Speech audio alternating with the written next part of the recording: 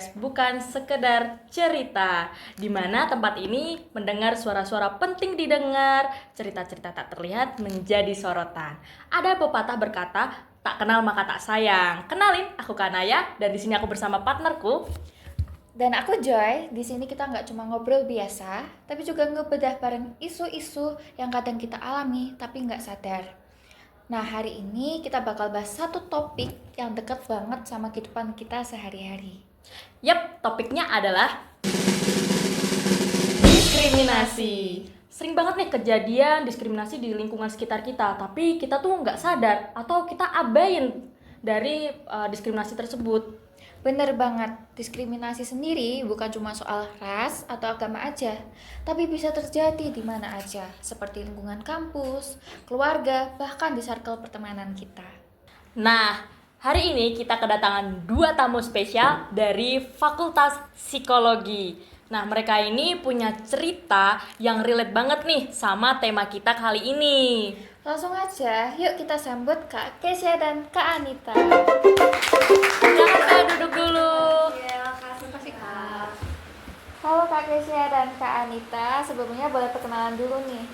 Boleh banget Kak. Perkenalkan, aku Keisha. Aku teman-teman dari host-host di sini dan aku berasal dari Fakultas Psikologi Universitas Kristen Satya Wacana. Dan aku sendiri juga temannya host-host dan Kak Keisha yang ada di sebelah aku. Aku Anita, biasa dipanggil Anita teman-teman. Nah, terima kasih ya kakak-kakak sudah menyempatkan waktunya untuk datang ke podcast ini. Nah, sebelum kita memulai, kita tunjukin video sedikit tentang diskriminasi.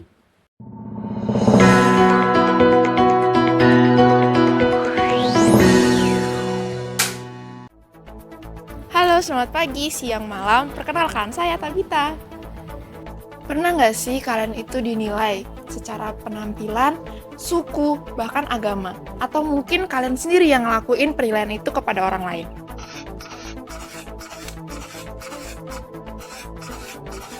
Fenomena ini bukan hal baru, dalam keseharian kita sering menemukannya. Halo teman-teman, saya Iren. Nah, jadi apa yang teman saya sampaikan tadi disebut juga dengan stereotip, prasangka, dan diskriminasi. Apa itu stereotip? Nah, jadi stereotip adalah kognisi yang ada di suatu masyarakat mengenai suatu kelompok, atau secara sederhana, stereotip adalah pemikiran masyarakat mengenai suatu kelompok. Contohnya adalah suku Batak. Di masyarakat luas, suku Batak dikenal sebagai kelompok yang memiliki nada bicara yang tinggi atau memiliki sifat yang tegas. Nah, lalu yang kedua adalah prasangka. Apa itu prasangka? Kalau tadi stereotip itu masih dalam masyarakat, kalau prasangka sudah masuk ke dalam diri individu tersebut. Jadi prasangka adalah afeksi atau perasaan seorang individu mengenai kelompok.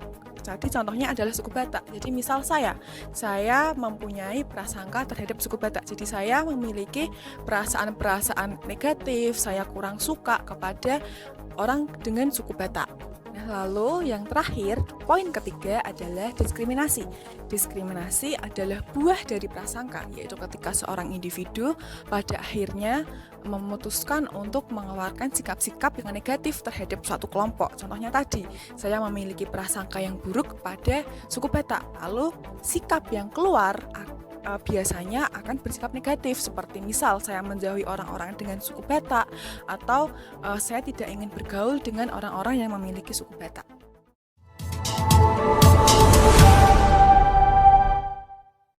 Nah, video tadi menunjukkan gimana diskriminasi bisa bertambah besar banget, yang dimana nggak cuma nyakitin secara emosional aja, tapi juga bisa mengganggu kesejahteraan mental seseorang. Nah, kita ke Kak Kesya dulu nih, karena dari tadi terlihat paling semangat, paling senyum-senyum sendiri. Nah, aku mau tanya nih Kak, menurut Kakak, kenapa sih diskriminasi itu susah banget untuk dihilangkan di lingkungan sekitar kita? Oke, kalau dari pendapat aku pribadi ya, menurut aku tuh itu karena pola yang terus berulang gitu Kak. Selalu terjadi. Biasanya dimulai dari stereotip dulu. Kakak pasti tahu kan stereotip? Betul, Iya. tahu dong. Dimulai dari stereotip, terus akhirnya muncul prasangka, baru terjadilah yang namanya perilaku diskriminasi gitu Kak. Oke, kalau menurut Kak Anita sendiri? Kalau aku juga setuju dengan pernyataannya Keisha, tapi aku ada beberapa tambahan yang dimana masyarakat atau beberapa orang itu kan memang hobi banget melakukan diskriminasi, jadi nggak mau ada perubahan dalam hidupnya. Jadi itu yang menyulitkan untuk kita tuh dapat bertumbuh dan memutus mata rantai diskriminasi begitu. Ngomong-ngomong terkait diskriminasi, Kak Anita sendiri dan Kak Kesha memiliki pengalaman nggak sih pernah didiskriminasi di lingkungannya? Mungkin bisa dimulai dari Kak Kesha dulu. Oke. Kalau aku sendiri jujur pernah ya. Jadi aku tuh dulu waktu masih kecil sempat tinggal di Jawa Barat, Oke. di daerah tepatnya di Jatinangor. Nah, di sana itu mayoritas orang yang tinggal beragama Muslim. Nah, jadi aku di sana itu sebagai seorang minoritas. Ketika aku bersekolah, walaupun itu di sekolah negeri, ternyata mereka tuh hanya menyediakan pendidikan agama Islam, gak menyediakan pendidikan agama Kristen.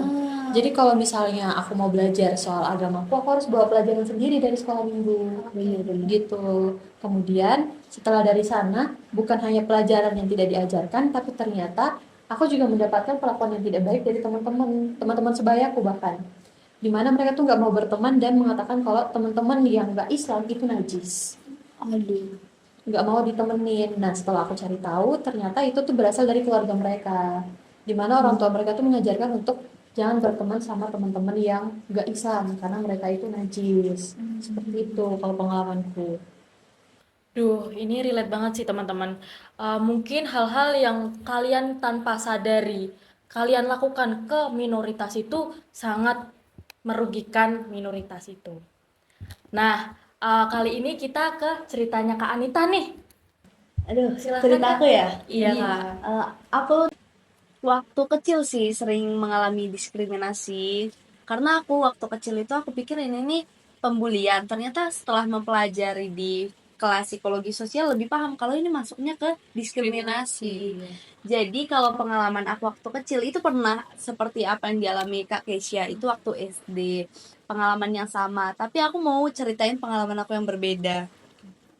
Nah, di mana waktu aku SMP itu aku mengalami diskriminasi gender. Dimana waktu itu kebetulan aku berniat untuk menjadi ketua kelas ceritanya. Tapi karena aku perempuan dan banyak laki-laki di kelas aku, jadi aku didiskriminasi contohnya kayak gini. Kamu tuh perempuan, nanti kamu gimana cara ngaturnya kelas? Gimana kamu cara memanajemen waktu kamu? Kan kamu perempuan, kita masih ada laki-laki di kelas ini, masih jauh lebih hebat. Itu salah satu diskriminasi yang saya alami waktu SMP. Dan waktu SD seperti yang Kak Kesha, sedangkan waktu SMA aku pernah mengalami diskriminasi di mana waktu itu ras atau warna kulit. Nah, sama logat. Jadi kalau logat aku kan logat keras, logat Batak, karena kan udah biasa kan di Sumatera, suaranya keras-keras, di rumah juga kayak gitu. Nah, kemudian di kelas aku ini rata-rata itu orang Jawa semua. Karena yang budaya lembut, iya, kan beda sama aku nih yang keras. Jangan gitu contohnya kan. Nah, karena aku udah kebiasaan keras ketika ngobrol di kelas itu kan aku suaranya padahal biasa aja, tapi menurut teman-teman aku itu suaranya keras. Jadi aku sering banget ditegur, kamu nih suaranya keras banget, kebiasaan deh orang Batak kayak gitu. Padahal ya namanya udah biasa ya, jadi merasa lah ini suaranya udah paling pelan, suara kamu yang itu kurang kuat. Jadi kalau misalnya nih aku ngobrol sama teman aku yang dia udah biasanya lembut, contohnya kayak sama host kita Joy, kan pembawaannya lembut tuh. Kalau dia ngomongnya lembut, pelan, biasa yang dia gunakan, aku cenderung apa nggak denger, karena memang itu kayak berbisik kalau menurut aku pribadi. Gitu Kak. Nah, dilihat dari ceritanya ternyata hal yang sering kita anggap sepele bahkan masih terjadi sampai saat ini itu justru bisa membuat luka dalam diri orang lain. Nah, kalau dari situ kita harus bisa menjaga sikap kita maupun perkataan kita. Benar kan, Kak? Ya, nah aku setuju banget nih. Karena di lingkungan kita tuh nih masih banyak anggap kalau kayak hal kayak gitu tuh ya udahlah, biasa aja, candaan. Padahal kita sendiri aja nggak tahu perasaan dari para korban gitu, teman-teman. Nah, kita kan sebagai mahasiswa psikologi sudah belajar mengenai diskriminasi terkhususnya di kelas psikologi sosial. Nah, dari sisi psikologi sosial sendiri, sebenarnya diskriminasi itu bisa dilihat dari 3 tahap. Dimulai dari stereotip yang ada di otak kita, lalu muncullah prasangka.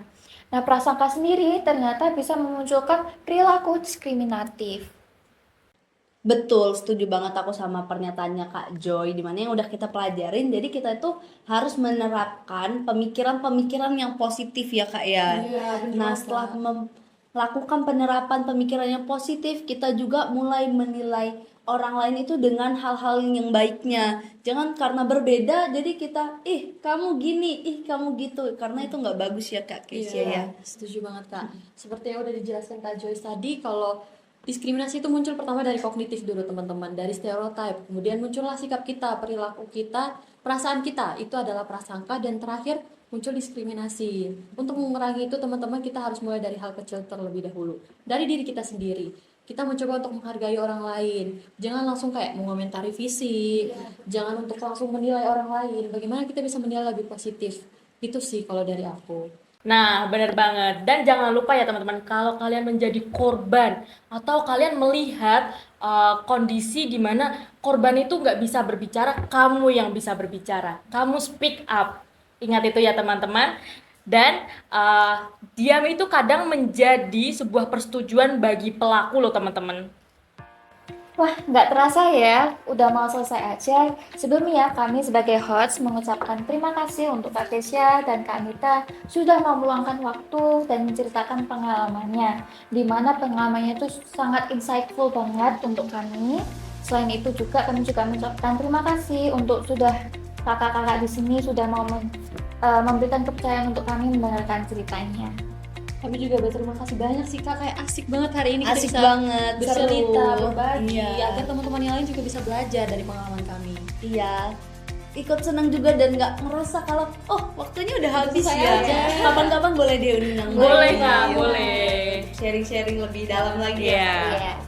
Nah, dari teman-teman yang udah dengerin, teman-teman bisa juga mengirimkan cerita atau pengalaman diskriminasi atau cerita-cerita yang menarik untuk kalian sharing ke alamat email kami, teman-teman.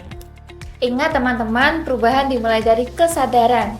Yuk mulai dari diri sendiri, dengerin, refleksi, dan berani bersikap. Terima kasih ya sudah mendengarkan kami. Sampai jumpa di episode berikutnya. Dadah!